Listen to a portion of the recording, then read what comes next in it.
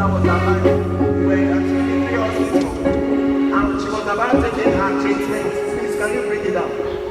She was about taking treatment when we started hearing, God, why did you kill my son?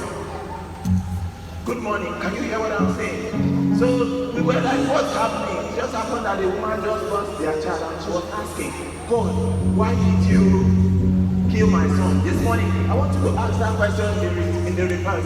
God, why did you bless me?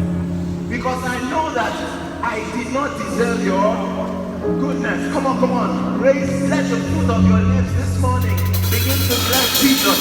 Oh God, you are good and your mercy endures forever. And the psalmist says, what is man that thou art mindful of him? If you know you don't deserve his goodness, but you have it. You don't deserve his favor, but you have it. He's been good to your family. He's been good to your children. I want you to raise your hands like a funnel. I want you to clap and give Jesus praise. For our God is good, and his mercy endures forever. And his mercy endures forever.